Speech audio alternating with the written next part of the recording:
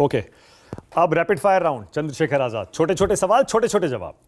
ठीक है, कोशिश करें कि एक शब्द या एक वाक्य में आप जवाब दें। कोशिश करूंगा। ठीक है, पहला सवाल, Chandrashekhar Azad, rapid fire round में, कांशीराम का सही उत्तराधिकारी कौन है? चंद्रशेखर आजाद। बहुत बढ़िया।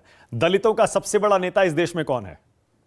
देखो, दलित ये या कंफ्यूजन है। अब फंस गए। देखो, मैं फिर कह रहा हूं ना, अच्छा फिर मैं मोदी इसीलिए रैपिड फायर नहीं, मोदी जी को क्या मैं उन्हीं की जाति का नेता कहूं क्या? या अमित शाह जी को उन्हीं की जाति का नेता कहूं क्या? अब कब इसको, इस चरित्र को कब बदलने वाले बताओ। मानक भाई, मैं समझ गया। ओके, सवाल के जवाब में आपने मुझसे सवाल पूछ लिया। हाँ। ठीक है, डन। दलितों की सबसे हितैषी पार्टी कौन सी है? फिर दलितों की पार्टी, दलितों का ही नेता। नहीं, मैं दलितों का पूछूंगा, क्योंकि आप ही खुद कहते हैं दलितों की आवाज कोई नहीं उठाता, मैं उठाऊंगा।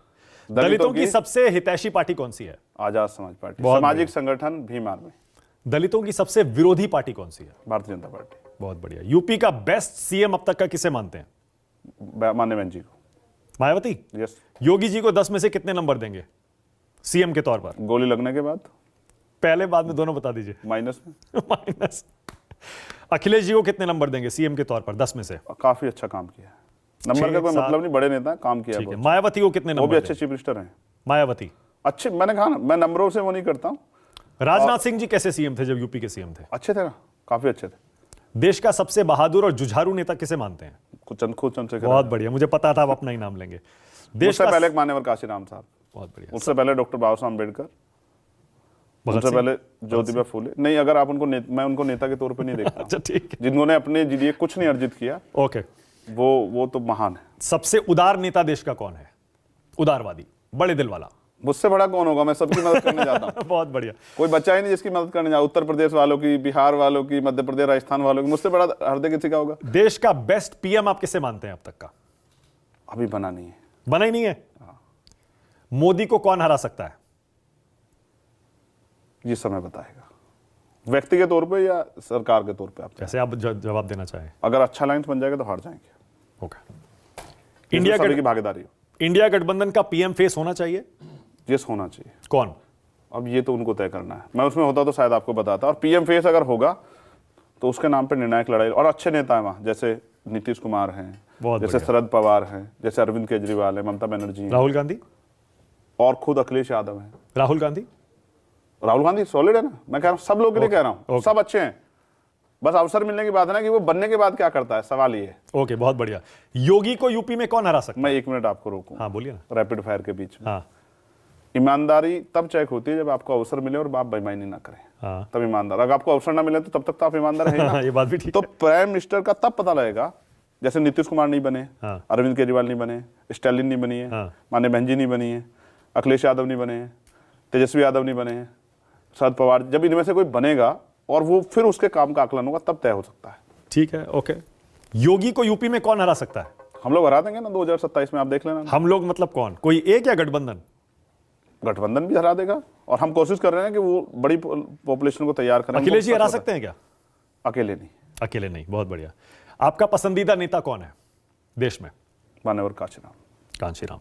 इस देश का सबसे अच्छा भाषण देने वाला नेता कौन सा है, जिसका भाषण आपको पसंद आता हो? सभी अच्छा बोलते हैं। कोई एक दो नाम भी ले सकते हैं, अपना भी ले सकते हैं। नहीं, मैं बहुत अच्छे भाषण नहीं देता हूँ। क्या बात कर रहे हैं आप? मैं बहुत सच्ची बातें बताता हूँ। पर बहुत अच्छा बोलते हैं आप। धन्यवाद। सबसे लोकप्रिय नेता किसे मानते हैं आप देश का? मुझसे ज्यादा लोकप्रिय होगा एमपी एमएलए भी नहीं। देखो, पूरे देश में फॉलोइंग है। पर चुनाव तो हार जाते हैं। अच्छा, चुनाव हार जीतना ही लोग। बाबा साहब भी कोई चुनाव नहीं जीते। ओके। आप उनको लोकप्रियता उनकी कम मानते हैं क्या? दुनिया में उनको सिंबल ऑफ नॉलेज मिला, तो चुनाव तो नहीं जीते ना, आपको पता है ना। ठीक है, ओके। मैं इसको कंफर्म कर दूं, डॉक्टर अंबेडकर चुनाव नहीं जीते, लेकिन लोकप्रिय है ना अपने काम की वजह से। बिल्कुल सही है। तो चंद्रशेखर भी आप देखो ना, अभी तो शुरू हुआ हूं 3 साल में। ठीक है, अब मैं कुछ नाम लूंगा और जो पहला शब्द आपके जहन में आता है आपको वो बोलना है। ठीक है। रावण। हिस्टोरिकल बहुत कुछ है सीखने के लिए उनसे। बहुत बढ़िया। भगवान राम। कुछ चीजों को लेके बहुत कुछ उनसे उनके जीवन से भी संकल्प सीखे जा सकते। आप नास्तिक हैं वैसे, आप नहीं मानते ना? मैंने फिर कहा ना, देखिए, जैसे मैं और आप अलग अलग धर्म को मान सकते हैं, लेकिन आपकी अच्छाई को तो मैं गिन सकता हूँ ना। ओके। प्रियंका गांधी। बहुत अच्छे नेता, और मेरी बड़ी बहन भी। मैंने क्या कहते हैं? दीदी कहते हैं आप उन्हें? दीदी कहता हूँ। दीदी। राहुल गांधी। अच्छे नेता, मैं मिला हूँ, काफी देर मेरी बात हुई है, 1.5-2 घंटे, और मैं गजब का वो देखता हूँ उनके अंदर, लोगों के लिए स्पिरिट कुछ करने के लिए। मायावती। उस तरह से नहीं मिल पाया, मिलने की बहुत तमन्ना है। और उम्मीद करता हूँ कि भविष्य में उनका आशीर्वाद मुझे भी मिले। बुआ कहेंगे नहीं कहेंगे? वो जिस रिश्ते से चाहें, लेकिन वो आशीर्वाद दें तो बहुत अच्छा होगा। जिग्नेश मेवानी। और ये चाहता हूँ दीर्घायु हो। मेरे भाई है ना जिग्नेश। जिग्नेश, ओके। कैसे रिश्ते हैं, दोस्ती है? भाई है ना, भाई के बाद कुछ बचता है क्या? ओके। रामदास अठावले। अच्छे नेता है ना। एक समय था पैंथर का बहुत अच्छा काम किया, अभी भी उनके पास कोई जाता ना मदद करते हैं, मैं जानता हूँ ना इस बात को। नरेंद्र मोदी। देखो नरेंद्र मोदी जी से सीखना चाहिए लोगों को, क्या कि नरेंद्र मोदी जी सत्ता में आने के बाद उन्होंने क्या क्या किया और किस तरह वो चीज़ों का पॉलिटिकल फायदा लेते हैं, ये भी सीखना चाहिए। राजनीतिज्ञ के तौर पर उनसे सीखना चाहिए। एक और खास बात, हाँ, वो कभी जवाब नहीं देते हैं, चाहे वो झूठ बोले सच। उन्होंने कितने फॉल्स उन्होंने स्टेटमेंट दिए, लेकिन कभी उन्होंने जवाब नहीं दिया, ना किसने पूछा, कोई हिम्मत नहीं जुटा पाया ओके। कि उनसे पूछे भाई कि वो रडार कैसे जो है। ओके। अमित शाह। अब अच्छा है ना, पॉलिटिकल एनालिसिस उनका अच्छा है, लेकिन चाणक्य जो कहा जाता है। नहीं, नहीं मैं ये नहीं कह रहा हूँ, मैं ये कह रहा हूँ वो उन्होंने जो एक्सपेरिमेंट किए, स्पेशली जो मुझे मीडिया से पता लगा कि मध्य प्रदेश और राजस्थान में जो एक्सपेरिमेंट किए, उस संगठन के तौर पे उनका अच्छा पकड़ है। यूपी में भी देखिए ना, 325 सीट जब आई थी, अमित शाह को बहुत बड़ा उसका क्रेडिट दिया जाता है। साधन है, अवसर हैं, पार्टी है इतनी बड़ी, सब कुछ। जिस दिन हम इस हालात में होंगे उस दिन आप फिर चाणक्य की वो करना, आप चाणक्य है या चंद्रगुप्त है। बहुत बढ़िया। योगी आदित्यनाथ।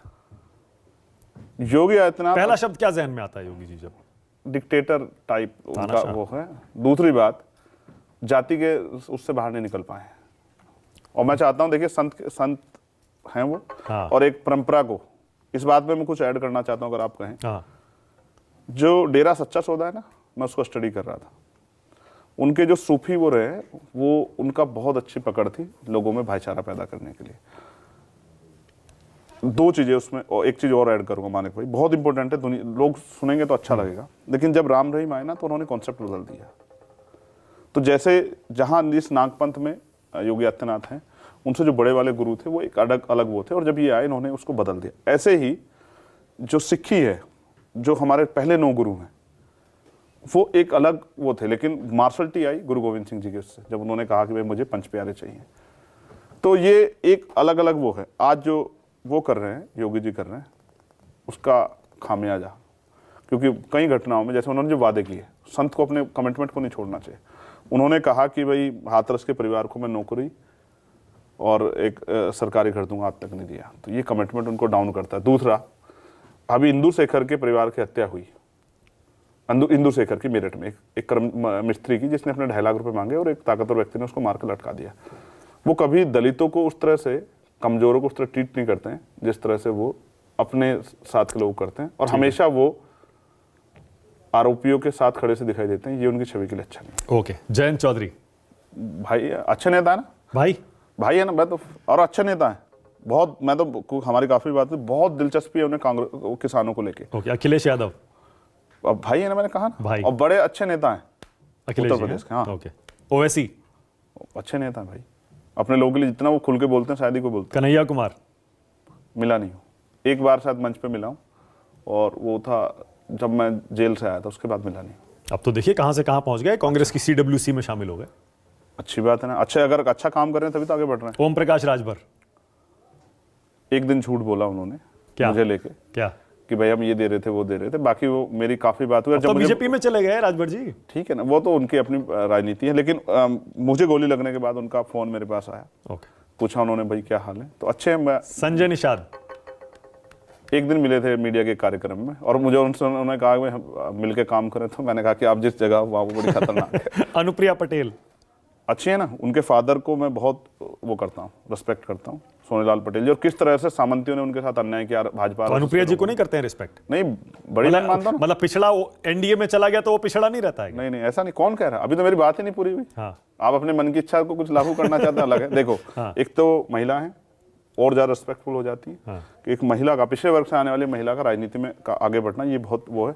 दूसरा, मैं उनसे एक बार मिला मीडिया के कार्यक्रम में, और मैंने उनसे कहा कभी आप मिले तो पूछना कि आपको इस पद की दावेदार होना चाहिए। तो उन्होंने कहा कि चंद्रशेखर मेरे बारे में मत कहो, अगर भाजपा के लोगों ने सुन लिया तो नुकसान हो सकता है। केशव प्रसाद मौर्य।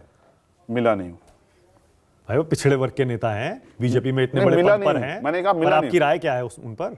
अच्छा है, जिस पोस्ट पे हैं, और आप कहते हैं ना बीजेपी में तो जगह नहीं मिलती पिछड़े लोगों को। देखिए डिप्टी सीएम बना के रखा है उनको कितने साल से, चुनाव हारने के बाद भी। ये लाइन मैंने कब कही? आप ही कहते हैं बीजेपी पिछड़ों पर अत्याचार करती है ना, उनको जगह नहीं देती। उनके बच्चे देखो ना, 20,000 बच्चे उनके सड़कों पे धक्के खा रहे हैं और आमरण अनशन कर रहे हैं, और वो जब कार्यालय जाते लाठी मारते हैं उनको। मैं ये कह रहा हूँ बीजेपी इन वर्गों के नेताओं को पॉलिटिकल पावर नहीं देती, ओके, और उनसे अपना एजेंडा लागू कराती है। चाहे वो उनसे करवाएं, राजस्थान वालों से, उनसे मध्य प्रदेश वालों से, अब जो बनाए, और चाहे किसी और से कराओ। केशव प्रसाद मौर्य जी को स्टूल पे बिठा के रखा, यार क्या बात करते हो आप, इससे यार सम्मान क्या देती है? ओके, पप्पू यादव वो चीफ मिनिस्टर के दावेदार थे या नहीं थे, आप बताओ। अच्छा मुझे छोड़ो, 2017 में उन्हीं के नाम पे चुनाव लड़ा ना, तो वो दावेदार थे या नहीं थे? क्यों उनका अधिकार छीना? ओके, पप्पू यादव, सच कहा। ऑलराइट, पप्पू यादव बहुत अच्छे नेता हैं, जितना कर सकते हैं, अवसर नहीं मिले उनको उस तरह से, लेकिन जितना कर सकते हैं करते हैं। तेजस्वी यादव अच्छे नेता हैं और वो बहुत कुछ कर रहे हैं, और उसके लिए, बिहार के लिए अच्छा है। नीतीश कुमार डाउन जमीन से उठ के लालू जी और नीतीश जी बहुत पहचान बनाई है, और मैं समझता हूं कि वो एक निर्णायक कड़ी हो सकते हैं इंडिया अलायंस में। पीएम बन सकते हैं। अब ये तो इंडिया अलायंस को तय करना है। चिराग पासवान, कभी व्यक्तिगत मुलाकात नहीं हुई, लेकिन ठीक है, कुदरत उनको भी अवसर दे। भाई दलितों के नेता हैं, पूरा थोड़ा ही है। रामविलास पासवान की पार्टी पूरी दलितों की रामविलास पार्टी। पासवान जी का रिस्पेक्ट करता हूं दिल से, वही थे। तो चिराग नहीं है? नहीं, मंडल कमीशन में उनका बहुत बड़ा रोल है। चिराग तो अभी आए ना, अवसर नहीं मिले ना उस तरह से बेचारे। मंडल कमीशन में उनका बहुत बड़ा रोल है, लेकिन देखो चिराग भाई को ये सीखना चाहिए कि जिस तरह से मोदी जी ने रामविलास पासवान जी का अपमान किया, उनको घर खाली करा दिया, उनकी तस्वीरें फेंक दी, ये बीजेपी ने बहुत बड़ा अपमान किया। और वो अलग बात है कि उनको लगता है कि वो सुधार हो सकता है, तो वो कोशिश कर रहे हैं बीजेपी के साथ। कांशीराम, उनके जैसा सख्त दुनिया में पैदा नहीं हो सकता दोबारा। बाबा साहब, वो मेरे रोल मॉडल है। रामनाथ कोविंद, अगर उनको अवसर मिलता और वो देश में प्राइम मिनिस्टर बनते तो आज भारत की दुनिया में अलग पहचान होती। रामनाथ कोविंद, कभी मिला नहीं हो। द्रौपदी मुर्मू, मिला नहीं हो। बीजेपी देखिए दलितों को राष्ट्रपति बनाती है। बीजेपी हाँ, एक स्टेटमेंट के बाद शायद जो है, फिर उसके बाद कुछ कह नहीं पाते अपने वर्गों के लिए। एक आप बताओ ना, कुछ एक दलितों के लिए किसी काम पे स्टैंड लिया उन्होंने? आप बताओ ना। किसने? रामनाथ कोविंद जी ने, या आदिवासियों के लिए मणिपुर का इतना बड़ा इशू हुआ, बोली क्या कभी? सुना क्या आपने? ओके, ऐसी बनाती है ना, इसको क्या कहते हैं, रबड़ स्टैम्प। ओके, वो बहुत गरिमाई पद पे है, मैं ऐसा कहता अच्छा लगता है, लेकिन सीए का आप विरोध करते ही है। अगर सीए में वो डिस्क्रिमिनेशन करते हैं, सभी लोगों को इंक्लूड नहीं करते हैं, तो कोविड कॉन्स्टिट्यूशन के खिलाफ कुछ भी होगा। देखिए, भारतीय संविधान जिस दिन से लागू हुआ उस दिन से जो यहाँ था वो इस देश का नागरिक है। अगर आप आज कोई डिस्क्रिमिनेशन कर दें, जैसे एक्ट है ना, धार्मिक स्थलों पर एक्ट है ना, उसका दुरुपयोग, उसके बाद भी भाजपा के लोग दुरुपयोग कर रहे हैं ना उसका, तो अगर कोई संविधान खिलाफ जाएगा तो मैं इसका विरोध। यूनिफॉर्म सिविल कोड मानते हैं होना चाहिए? अभी किस उस पर करने वाले, कुछ आएगा ना, कुछ उसका रोड मैप आएगा तो उस पर बात करेंगे। पर एक देश एक कानून होना चाहिए? भाजपा कर सकती है क्या? बोलती तो बहुत है। ओके, 370 कश्मीर से हटना सही है? उस तरह से स्टडी नहीं किया। जाति गणना होनी चाहिए जैसे बिहार में हुई है, पूरे देश में होनी चाहिए। जाति जनगणना होनी चाहिए, आर्थिक आंकड़े जारी होने चाहिए, देश को पता लगना चाहिए किस जाति के पास कितने रिसोर्स हैं, किसकी कितनी संख्या है, और जिनकी संख्या कम है और जिन पर रिसोर्स कम है उनकी तरक्की के लिए भी आगे कुछ कदम उठाना चाहिए। और भारतीय जनता पार्टी उसमें सबसे बड़ा रोड़ा है। और ये तो वो देश है जिसमें क्रांतिकारियों ने बहुत दिन जेलें काटी है, और हमने तो यहाँ जो है बहुत सारे ऐतिहासिक रूप से पढ़े। जेल का कौन नहीं जेल में रहा है? आज के मुख्यमंत्री जेल में नहीं गया, उत्तर प्रदेश के जो उत्तर प्रदेश मुख्यमंत्री जेल में नहीं क्या? आप देश के कई राज्यों में चुनाव लड़कर या फिर अपने पैर पसारने की कोशिश कर चुके हैं कि हमारा आधार भी बने। आप बिहार भी गए थे, पप्पू यादव के साथ आपने वहां चुनाव भी लड़ा था कुछ सीटों पर कामयाबी नहीं मिली। कितने वोट मिले थे वहां पर? हाँ बिल्कुल बताता हूँ। उससे पहले मैं आपको एक चीज और बता दूं। आप जो बार बार कहते हैं ना कि आप दलितों के नेता खुद को नहीं बनाना चाहते, तो जब मैंने मुसलमानों की लड़ाई लड़ी और वो आज मेरे साथ खड़े हैं, तो आप क्यों मुझे दलित नेता साबित करना चाहते हैं? मैं तो, हमारे यहाँ एक आइडियोलॉजिकल हुआ, जैसा पीडे कह रहे हैं ना, बहुजन समाज। ये बहुजन समाज हर हक वंचित समाज की आइडेंटिटी है। दलित, पिछड़े, आदिवासी, मुसलमान, जैन, सिख, बौद्ध, ईसाई, पारसी, जो कमजोर है, ये उनका एक अलायंस है। और ये काशीराम साहब बहुत दिन पहले बना के चले गए, मैं उसी को फॉलो कर रहा हूँ। ठीक है। और अगर न्याय के लिए लड़ने के लिए अगर ऊंची जाति है जो इस देश की, अगर उनके साथ भी कोई अन्याय हो तो उनको भी अगर जरूरत पड़ेगी, क्योंकि जब बहन बेटी के सम्मान की बात आती है तो कभी मैं जाति नहीं देखता हूँ, ना धर्म देखता हूँ। ये भी नहीं देखता कि सामने वाला कितना ताकतवर है, उससे उसको वो क्या नुकसान पहुंचा, इसकी परवाह भी नहीं करता हूँ। ना जान की परवाह करता हूँ, ना जेल की, ना मुकदमे की। तो खूब जाके जब दम से लड़ता हूँ, इतनी हिम्मत होती है। तो बिहार में क्या हुआ था जब गए थे आप? बिहार हम जब चुनाव लड़े तो हमारी जो दूसरा एक अलायंस था उनसे बात हुई, और अंत समय पे किसी कारण से वो अलायंस फाइनल नहीं हो पाया। तो हमारी पार्टी के नेताओं ने हमसे कहा, क्योंकि हमारे यहाँ ऐसा नहीं कि ऊपर से चीजें थोपी जाती है, उन्होंने कहा कि देखो अब क्योंकि समय कम रह गया तो हमें किसी ना किसी अलायंस में जाना पड़ेगा। तो जो तीसरा मोर्चा वहाँ बना पप्पू यादव जी था, हम उस मोर्चे में गए और हम लोगों ने मिलकर चुनाव लड़ा और हमें, अगर आपको जानकारी हो, सीटों के हिसाब से 3.5% करीब वोट हमें मिला वहाँ, गठबंधन को, हमारी पार्टी को, आपकी पार्टी को। कितनी सीटें लड़े थे? 9,000, शायद हम 28-30 सीटें लड़े थे। कहीं 9,000, कहीं 11,000, कहीं 13,000 वोट हमें मिला, कहीं कम वोट भी मिला। तो जहां जिसकी जितनी मेहनत तैयारी थी वहां उस तरह का वोट मिला। और क्योंकि सब जगह नहीं जा पा सकते चुनाव में, जैसे अब साधनों की बात है, अब मोदी जी पे बहुत सारे साधन है, आज यहाँ हैं, थोड़ी देर में दूसरी जगह चले जाएंगे, सारी तैयारी भी उनकी है, सरकार भी उनकी। अब ऐसा थोड़ा ही कि चंद्रशेखर को कहेंगे भाई चंद्रशेखर आपकी छोटी पार्टी नई पार्टी है, तो आप एक काम करो, आप 1 महीना और फालतू प्रचार कर लो, आपका रिजल्ट बाद में घोषित कर देंगे, ऐसा थोड़ा ही होगा। भाई जिन पार्टियां जो स्थापित पार्टियां, उन पे जो साधन है वो उनका प्रयोग कर रही है। हमें परमिशनों की भी दिक्कत होती है, तो हमारी नई पार्टी हमें ज्यादा मेहनत करनी पड़ती है और समय सब पे वही बराबर है कि जैसे राजस्थान में 3 तारीख को रिजल्ट आना, मेरे लिए 30 में थोड़ा ही आएगा, 3 में ही आएगा ना भाई। तो मुझे भी उसी सीमित समय में अपने छोटे साधनों से ज्यादा काम करना है। ठीक है।